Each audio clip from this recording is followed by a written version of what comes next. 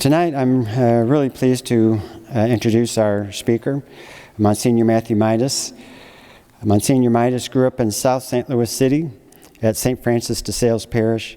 He attended St. Pius V grade school and upon graduation, Prep South Seminary, Cardinal Glennon College, and Kenrick Seminary. He was ordained to the priesthood in 1979 and has served in parishes all over the Archdiocese, including in Jefferson County, Franklin County, and St. Genevieve counties. And he served here at St. Gerard in 1996 to 99. Seems like a century ago, Monsignor. For 14 years, Msgr. Mitas served as spiritual director to the Missionaries of Charity at St. Teresa's of Calcutta Sisters, and as the founder and head of the Archdiocesan Reclamation Project for 18 years. In 2008, Raymond Cardinal Burke named Msgr. Mitas as a chaplain to the Holy Father. Msgr. Mitas currently serves as the pastor of St. Angela Merisi Parish in Florissant, Missouri, after serving 13 years as pastor of Immaculate Conception Parish in Union, Missouri. Please join me in welcoming Msgr. Mitas back to the sacristy.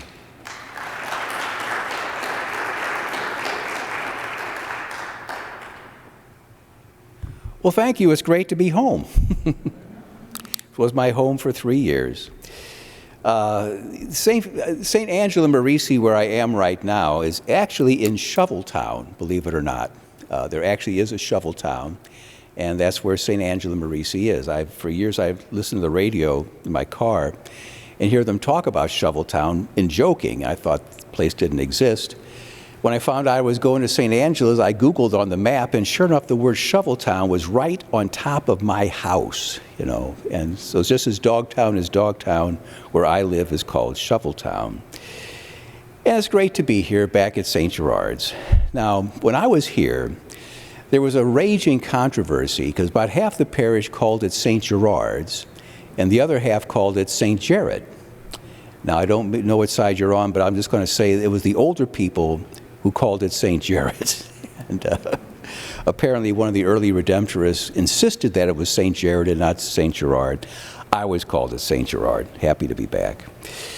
Well, my topic this evening is, has the coming of Christ made a positive difference in the world?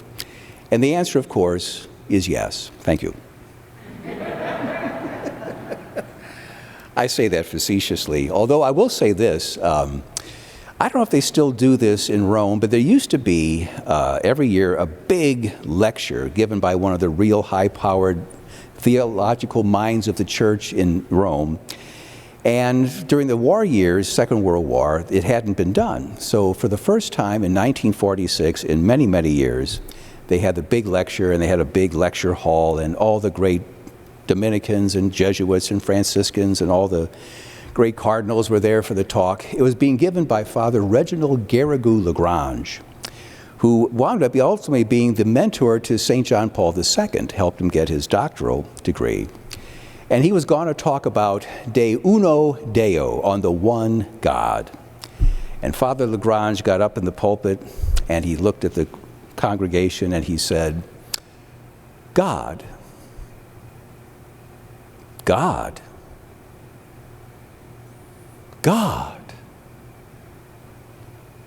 God. And he walked off the stage. That was it. That was the whole talk. And you think about it, it's really, that's what it came down to. What else can you say, really? But the whole idea is that, you know, you would think that when God becomes a human being and walks among us, he'd have a positive influence on the world. I'm reading a book right now written by a man named Dr. Richard Gallagher. It's called Demonic Foes, and Dr. Gallagher is a psychiatrist who's been working with exorcists for the last 25 years. And it's a hair-raising book. I mean, woo, some of the stuff. But the one thing he says, which is very comforting, is that The devil can't make you do anything. I don't care what Flip Wilson said. The devil can't make you do it. You know, he just can't. The problem on the other side is God can't make you do anything either. If we cooperate with God, if we cooperate with the teachings of Christ and His church, that's pretty much up to us, and that's the whole point. You know, scholars have surmised whether or not all the parables of Christ were given in response to a specific question. We know that some were. For example, the parable of the Good Samaritan was given in response to a guy who said, "And who is my neighbor?" Well, the answer to the question, "Who is your neighbor?" was the parable of the Good Samaritan. So a lot of scholars have extrapolated from that and thinking that all of Jesus' parables were given in response to questions. The problem is they're not mentioned in the New Testament. But it doesn't stop these guys. They're very clever, actually. And I remember reading once about the parable of the sower and the seed, how one scholar surmised, and this is just speculation, but it's an interesting point. He said that somebody once upon a time asked Jesus this question, very pointedly. If you are the Son of God, if you are the second person of the Blessed Trinity, if you are the incarnate Word of God in human form walking among us, how come you haven't made a bigger splash?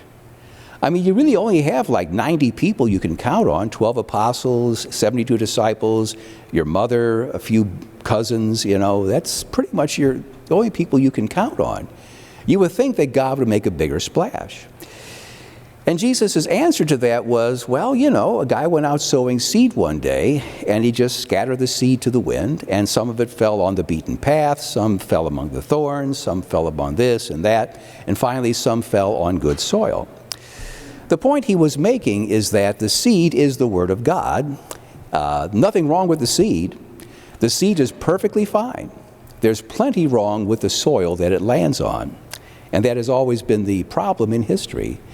That the gospel is true, it's always been true, it's the truth that cannot fade, it's the truth that will set us free.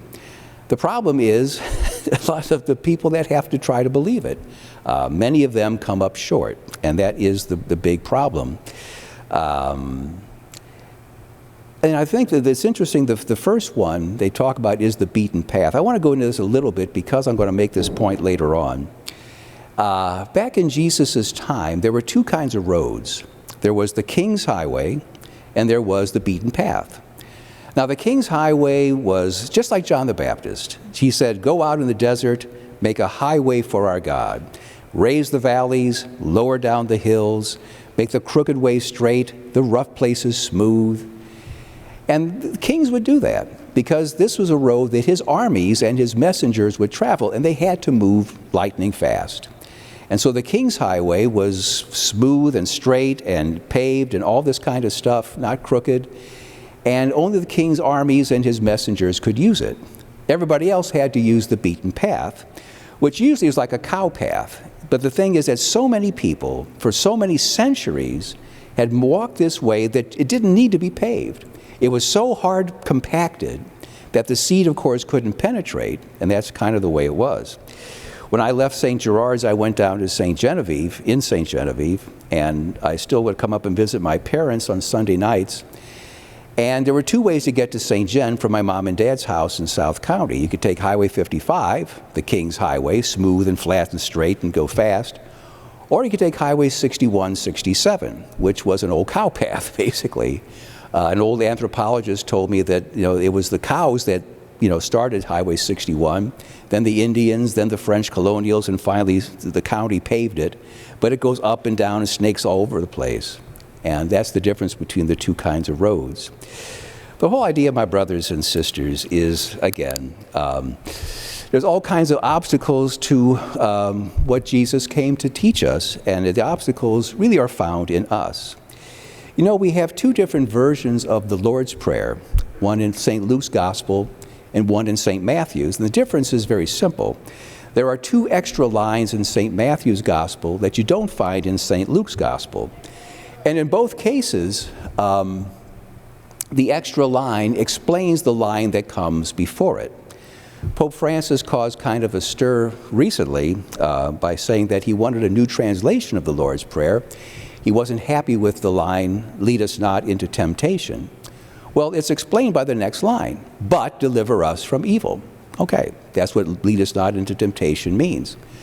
The other one for which there's an extra line is very interesting. Thy kingdom come. What does that mean? It means thy will be done on earth as it is in heaven. Well, how is God's will done in heaven? Perfectly. Nobody complains, nobody gets out of, disobeys, nobody raises any kind of objection. It's just God wills this and it's done. And to the extent to which we accept that principle and take God's will and put it into practice, then God's will is done here on earth as it is in heaven, and God's kingdom has come. That's what the coming of the kingdom really is all about. The problem, however, is that, again, people tend to wander off. They don't get it, they don't listen, they get distracted, whatever, but the message gets lost. G.K. Chesterton, the great G.K. Chesterton, one of my favorite guys, I think he said it best and most succinctly, as he usually did. He said, it's not that Christianity has been tried and found wanting. It's been found to be very difficult, and therefore very few people have given it a decent try. But wherever it's tried, it works. For example, the Sermon on the Mount. Now, this is the core teaching of Jesus Christ, the basic message of Christ. And it's there for all of us to believe. But it's interesting to me that probably the greatest proponent of, and the person who accessed the Sermon on the Mount and made the most use of it in recent times wasn't a Catholic, wasn't even a Christian. He was a Hindu.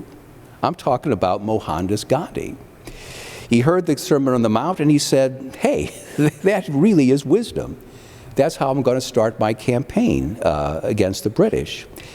The whole understanding is that the Sermon on the Mount, you say, well, you turn the other cheek, you go the extra mile, you lend without expecting repayment, you get hit, but you don't hit back. Now, sociologists and different people called that passive resistance. That's not what he called it. He called it satyagraha, I hope I'm pronouncing that right, which I believe in Hindi means the power of love. In other words, it's not our place to punish the British because they're sinners, but we're sinners too. We're all sinners together. How can we possibly stand in judgment of them? What we're going to do is point out to them, without ever hitting back, without ever raising, a weapon in anger, that what they're doing is wrong, and it will hurt them. And so it was, and so it did. The whole idea is that the message of Christ is to change the world. And if we follow the message of Christ, it really does happen. There's a great scene in the movie Gandhi. I hope you've seen it. It won the Best Picture, I think, in 1981 or 82. And Gandhi is still in South Africa, where they have the apartheid. And he, as a colored, was not allowed to walk on the sidewalk.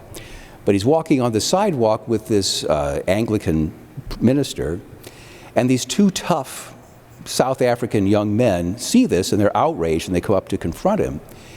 Those of you who are most astute would recognize that one of those toughs was a very young Daniel Day-Lewis. It must have been his first movie role. But anyway, they come up, and as they see these two tough guys coming toward them, the Anglican minister says to Gandhi, maybe we better get off the sidewalk, And Gandhi says, but don't your scriptures tell you that you must be ready to receive blows, to turn the other cheek, to go the extra mile, etc.? And this guy says, yeah, I think he meant that metaphorically. I don't think he meant to take it literally. That was a great line, And Gandhi said, no, I'm going to stand up to them, and because I've seen this work. When you don't back down, but don't get angry and get violent, their hatred for you goes down, and their respect for you increases. Oh, a policy that actually worked. It's amazing, again, very difficult to do things that way, but when it's tried, it works. And Gandhi, to just point of fact, liberated India from the control of the British without ever firing a shot. Nothing. All peacefully, all done through the power of love.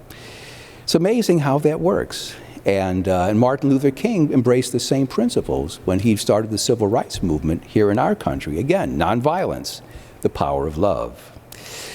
But it was the point of church that Christ and the church he founded to change the world. And otherwise, why did God come here? If he's not going to change the world, then what's the point of coming? Back in the 1850s, they discovered a document that had been missing for many centuries. They knew it existed because there were quotes in it from other sources, but we didn't have a copy of the document itself.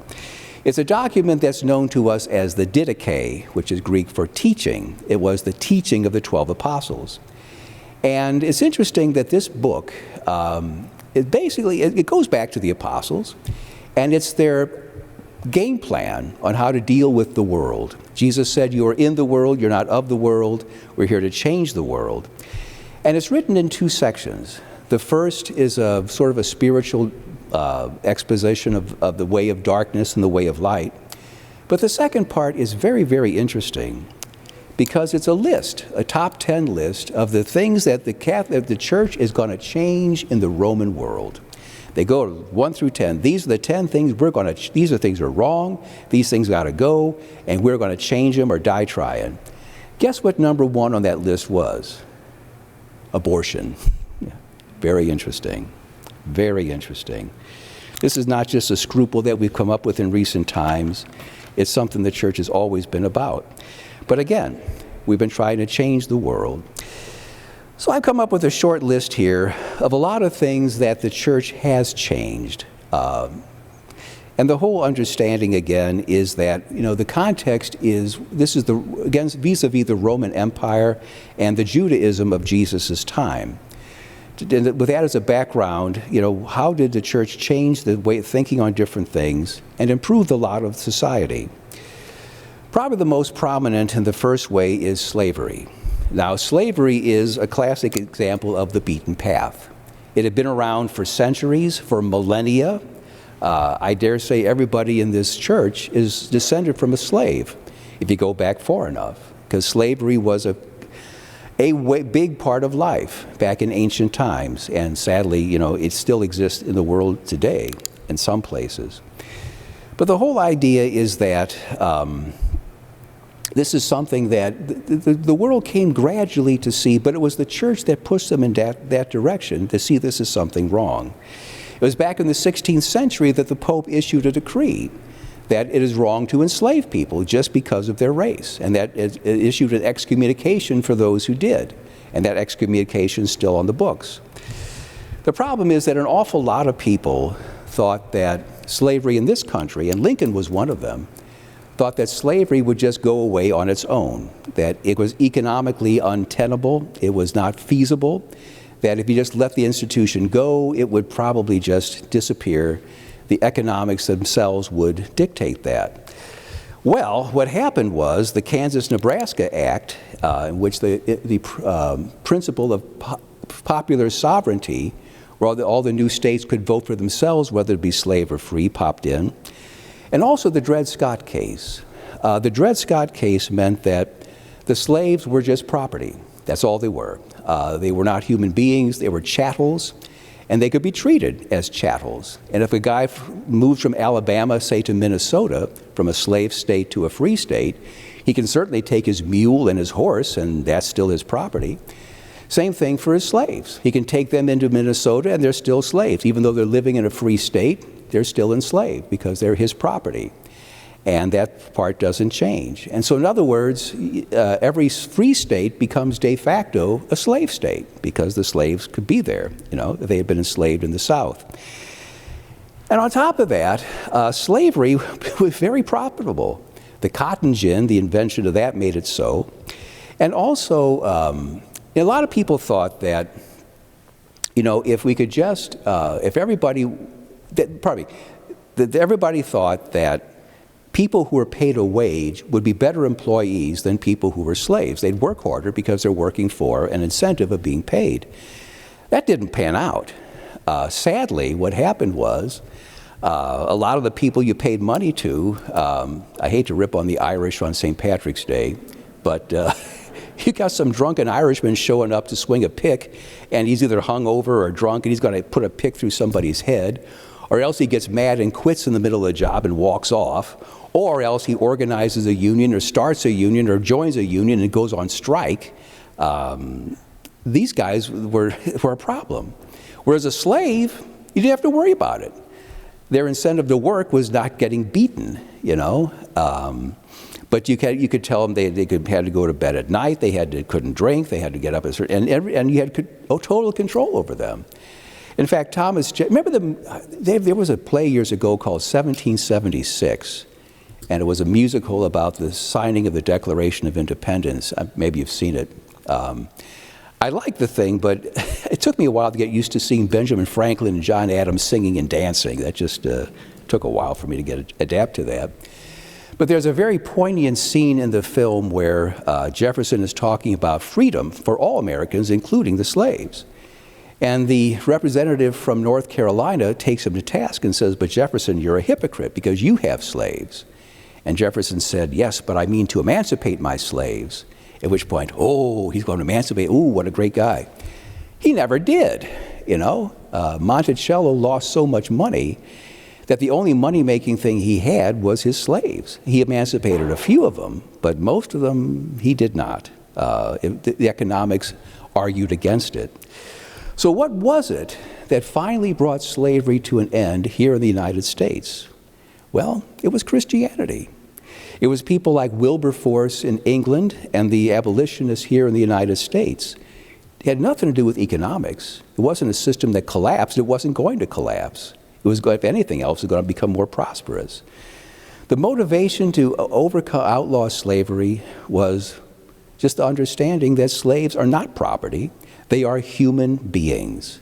And because they're human beings, you cannot treat them like chattels. You cannot treat them as you would your mule. And it's just something that is completely wrong. It denies their personhood. Well, that's basically how that went. The other things that the church has been a big part of over the centuries, the church has elevated the status of women.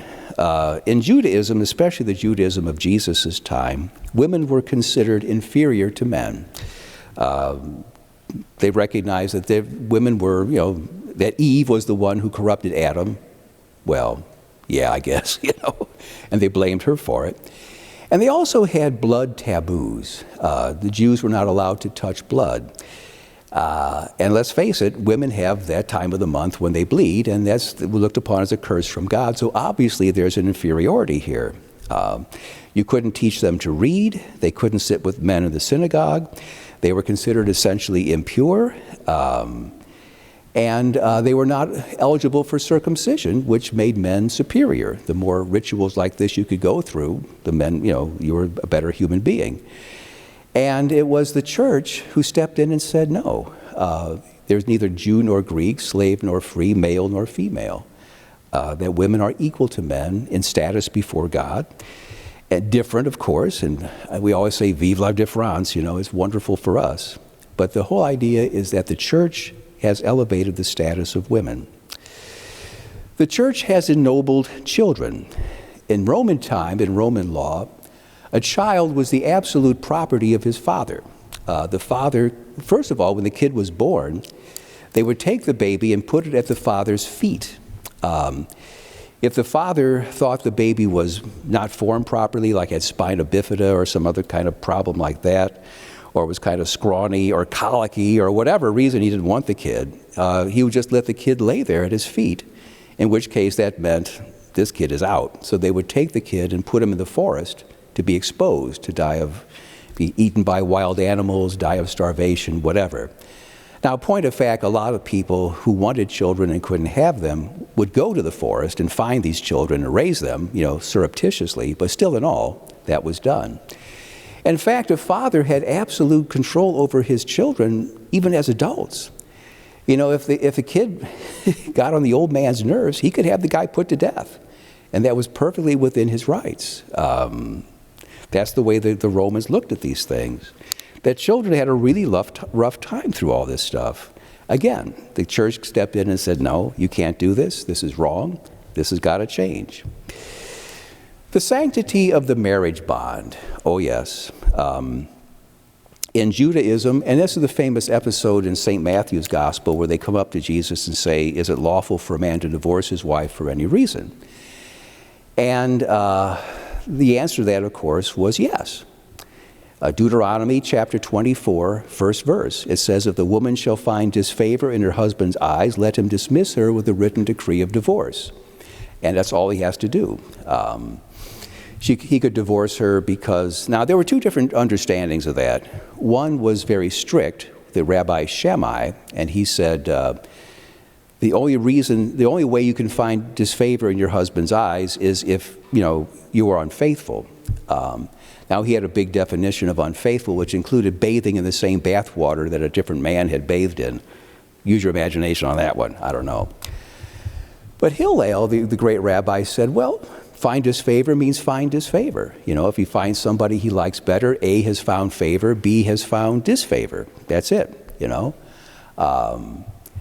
She doesn't iron his newspaper like a good butler would do. He can divorce her for that. If the coffee is a bit too chewy and grainy, well, get ready. Those are literally grounds for divorce. Yeah, sorry, don't get ugly. Now, could the woman divorce him for any reason? No, oh no. Well, she could divorce him, but only if he didn't put a roof over her head. He had to keep a roof over her head and food on her plate, but she had to put a smile on his face. That's what that comes down to. Now, frankly, a lot of people didn't get divorced because it cost money. If you got divorced, you had to pay back the dowry with interest, and a lot of people didn't want to do that.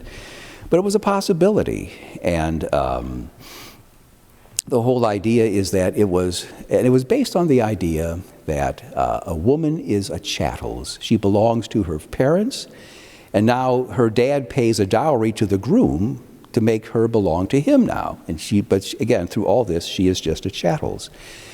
And again, Jesus corrected them and said, well, that's the old law, but that's not the way it was in the beginning. In the beginning, God made them male and female and declared, for this reason a man leaves his father and mother, clings to his wife, the two become as one.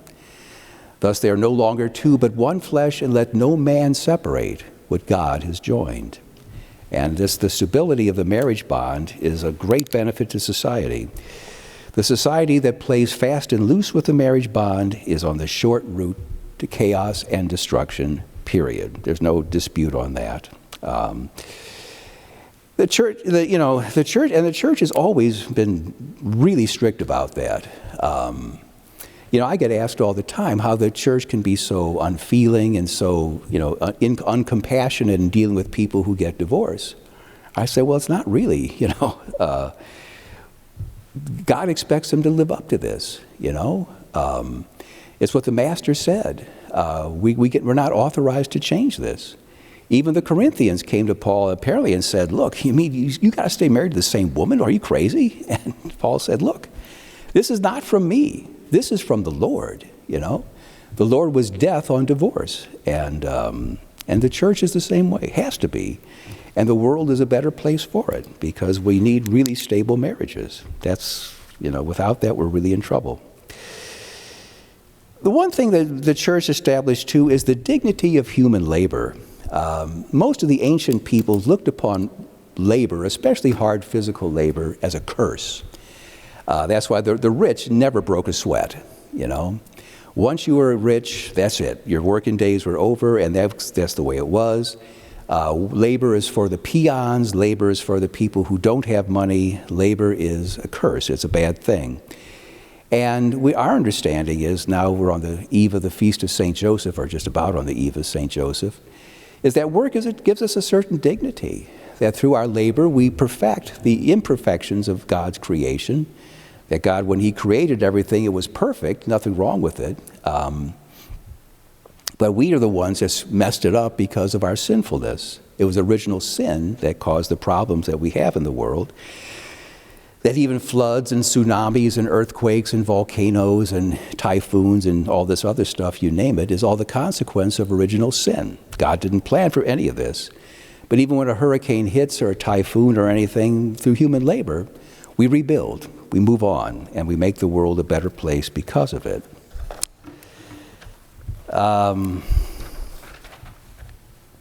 Can't read my own writing here. Okay. We eliminated paganism and the pagan approach to the gods. Let's talk about this. You know, the fathers of the church were pretty much unanimous that the pagan gods, like Jupiter and all these people, they were actually demons, and there's very strong evidence for that. Some sociologists argue that the gods were actual people, like Hercules. There actually was a guy, Hercules, and he was just kind of a hero, and they made him a god after he died. Julius Caesar, of all people, claimed to be descended from the goddess Venus. I don't know if you're aware of that, but he did, and people said, okay, he's Caesar, whatever, you know. But the idea was, if you had asked, now Julius Caesar, whose death anniversary of his death was just Monday, the Ides of March, he held many jobs, wore many hats in ancient Rome, and one of them was the high priest of Rome. And if you had asked Julius Caesar as high priest of Rome, do you love the gods and do the gods love you? He would have said, what? Are you crazy? You know, love the gods? So how does that enter into it? Because you just don't. The gods are there to give us favors, and we get the favors from the gods by doing one for them. They believe that when you sacrifice an animal to a god, let's say to Zeus, for example, somehow the life essence of that animal is transferred to Zeus, making him stronger. And the fact that he has human beings offering him sacrifice, that adds to his prestige among his fellow gods. One can just picture Zeus going, hey, look at me. I'm being sacrificed to. I'm special, you know. And so you did him a favor. And now he owes you one. You are his client. And that was the idea of paganism. To the pagans, the gods were like a Coke machine. You put in your bucket and a half, you get out your 20-ounce bottle of Diet Coke. That's how they were. And that's all the gods were. But that's not the true God. The true God is not somebody we try to manipulate, someone who we try to get to do our bidding. The real God, the true God, is for us to worship and to serve, to know him, to love him, and to serve him. And the world is made a much better place because we've got people who are surrendering themselves to the holy will of God. It's a very important thing, and we take it for granted. But the whole pagan approach to religion is just totally false religion. And I know there's people who try to treat the one true God that way. You know, instead of saying, "Speak, O Lord, your servant is listening," which is how faithful people talk to God, they say, "Hey, Lord, I'm your client. This is what I need." But that's all upside down, inside out, and backwards. The real relationship we have with God is to know him, to love him, and to serve him. Forgiveness. Oh, yeah. In a lot of cultures, if you can't hold a decent grudge, you're not much of a man. You know, if you can't hold a grudge for several generations, they'd question your manhood. And yet Christ came insisting that we forgive. If Christ says something once, we should listen. This is God talking. If he took time to say it even once, because there's a lot of things that were not written in the Gospels, but it says in the Gospels at least once, you got to forgive. If he says it twice, you really got to forgive. If he says it 3 times, whoa, stop the presses. If he says it 4 times, stop the world. This is something that God thinks is awfully important. Well, no fewer than 4 times in the Gospel did Jesus say, you got to forgive, you got to forgive, you got to forgive. He backed it up with a parable. You know, the guy that wouldn't forgive the servant who owed him $5 when he had just been forgiven a debt of trillions of dollars. It's even in the Lord's Prayer. Forgive us our trespasses as we forgive those who trespass against us. And of all the things that Jesus could possibly reiterate from that prayer, the one he does reiterate is the necessity of forgiving one another. You know, you look at the world. I had the occasion to travel to Israel in 1978 on a pilgrimage to the Holy Land. And, you know, we had to really be careful because there were bombs going off all over the place, and it was kind of, scary. We heard a couple of bombs go off in Jerusalem when we were there. And I remember talking with the Israelis and asking them, well, what do you have against the Palestinians? They said, are you kidding? And they would go through a list of, for half an hour of all the stuff that happened last week. Let's not talk about going back centuries because they can go back centuries. You ask the Palestinians the same question. What do you got against the Israelis? Are you kidding? And then go through the whole list of stuff that happened last week. And then they can go back centuries, generations if necessary. My goodness. I remember going through the Armenian quarter in the old section of Jerusalem. I didn't know there were Armenians. But I remember reading, it was very interesting. There was a graffito, I should say, spray painted on one of the walls of the buildings that said, Turkey, Armenia remembers 1917. I thought they were talking to me, calling me a turkey, you know. I didn't know what they were talking about.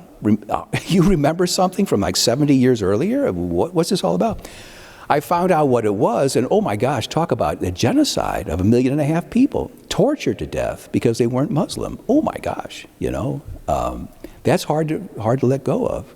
But they still remembered, and they still were looking to get even. My brothers and sisters, that's the whole point. We got hot spots in Northern Ireland, tribal wars in Africa, oh, you name it. It goes on and on and on. There's a cycle of violence out there. I remember when the St. Louis Blues first came to St. Louis, they had the Plager brothers. Remember the Plager brothers on the team? Barkley, Bob, and there was also a third brother named Billy. Didn't last very long, but they had the 3 Plager brothers. And they were known to be tough guys and enforcers on the ice. And I remember Dan Kelly or somebody interviewed Bob Plager after a game, and he said, what was it like growing up in the Plager household? And Bob said that, well, when Barkley was in a bad mood, he beat me up. So I couldn't beat him up because he was bigger than me, so I beat up my brother Billy. Well, he couldn't beat me up, so he went across the street and beat up our cousin. And then who he beat up, I don't know, you know. But that's a pattern, you know, someone beats you up, you either try to get even or you beat somebody else up. My brothers and sisters, that's been going on for centuries in this world. People just not letting go of their grudges. And I'm not trying to minimize things. It's hard to let go of a genocide.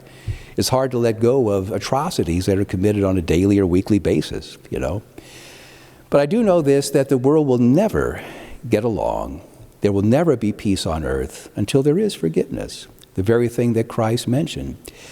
Because the cycle of violence ends, and this is what I think Gandhi realized most of all. When somebody takes the blows, takes the abuse, takes the violence, takes all the nastiness, and doesn't hit back, who instead says, Father, forgive them. They don't know what they're doing. Then it ends right there, you know. That's why Gandhi was so successful, because what could the British complain about? The British soldiers that his people killed? There weren't any. The buildings that were damaged or looted or destroyed? No, there weren't any. There was no desire for revenge, no looking to get even, because no injury had been returned. My brothers and sisters, that's perhaps the best witness the Catholic Church has given to the world, the importance and the necessity of forgiving. And it's amazing how much peace there isn't because people don't forgive, and how much peace there is when people do forgive.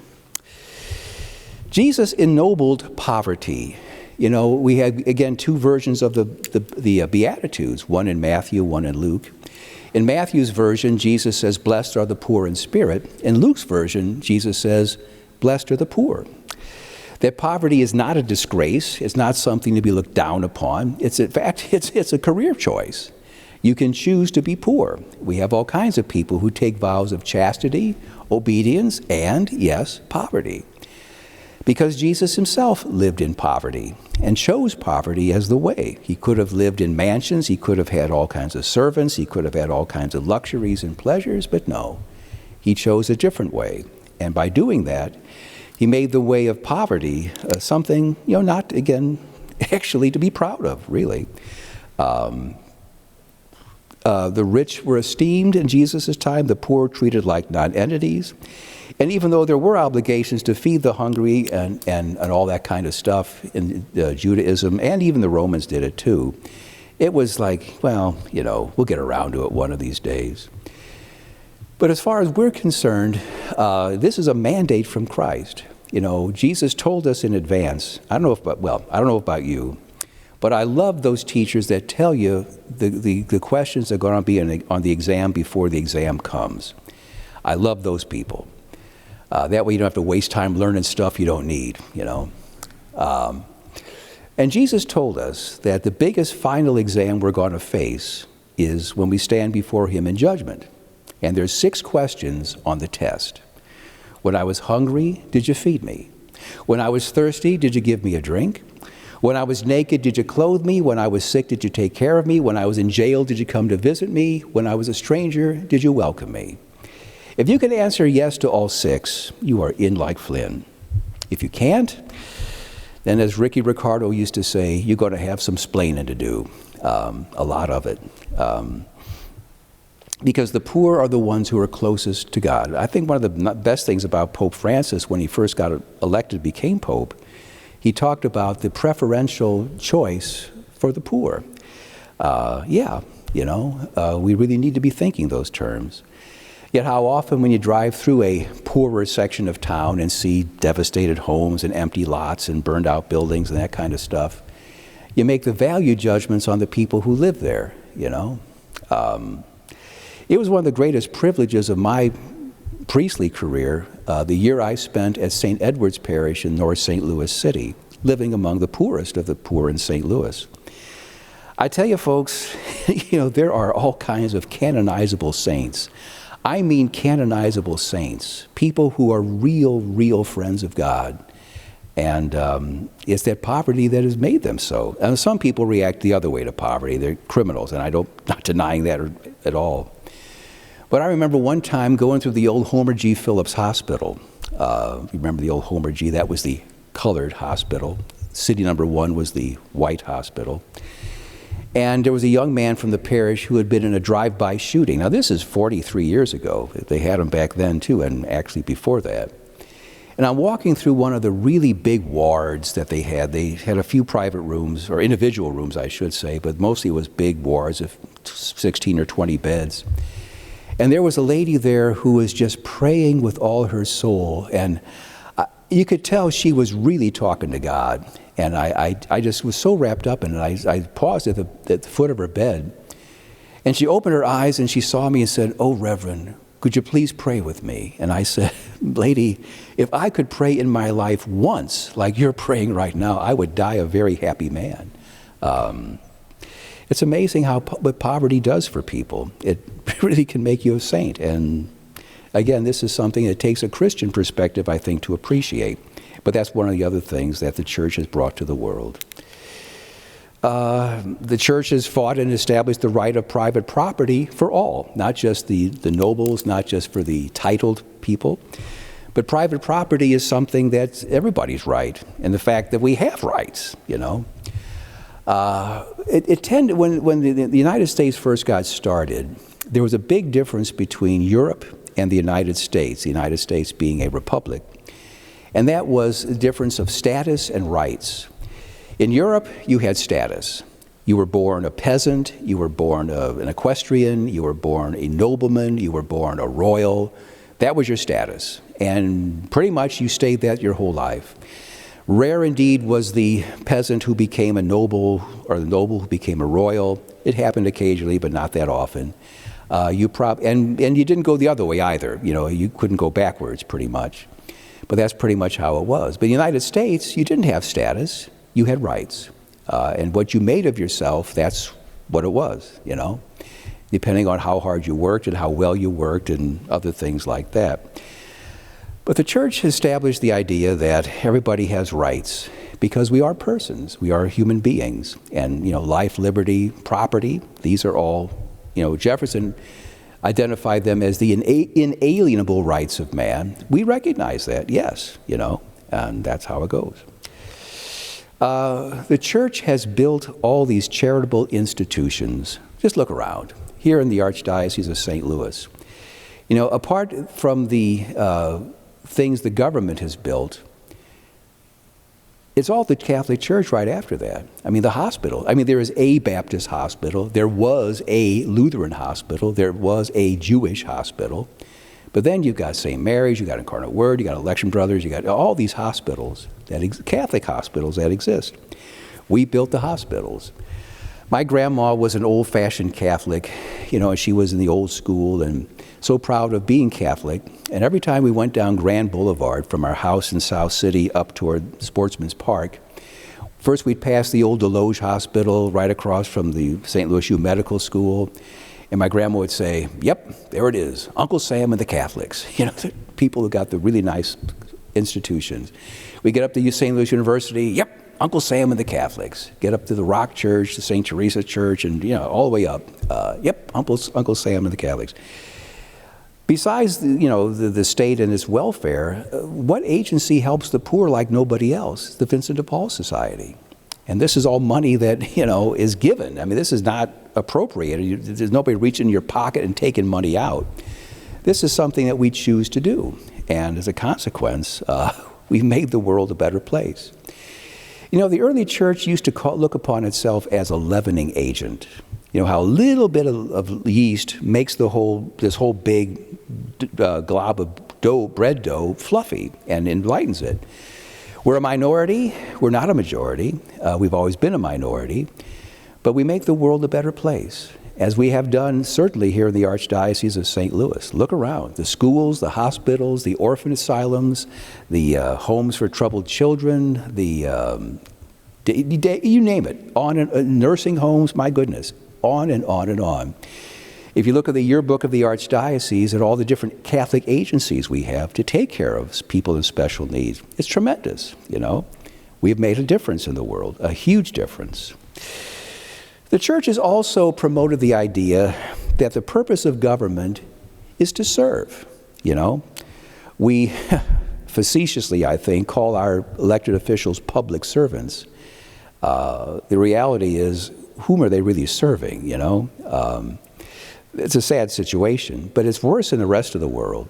There's in an awful lot of parts of the rest of the world, they see the purpose of government is to make yourself rich, My brother worked for a corporation here in the United States. He was kind of a big shot, and he was in Saudi Arabia for 5 years, and he was an accountant, and he was going over the books of the company he worked for, and he noticed that there was $500,000 that was not accounted for.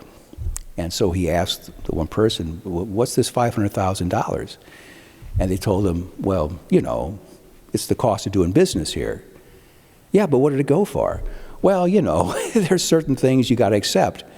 "Yeah, but what did it go for?" They said, "A bribe." You had to grease the skids, you had to grease the palms of the royal family to do business there. Oh, okay. And for an awful lot of the world, that's the way it is. The government is not there to serve, but to be served. And the Church brought the opposite. No, if you're in public life, you're a servant. You are truly a public servant, supposed to be that way. This idea of just using everything to make yourself rich is just a bunch of nonsense. One thing we also did is we connected the idea of freedom with responsibility. That freedom isn't just freedom for its own sake. It's just not the license to do whatever you feel like doing.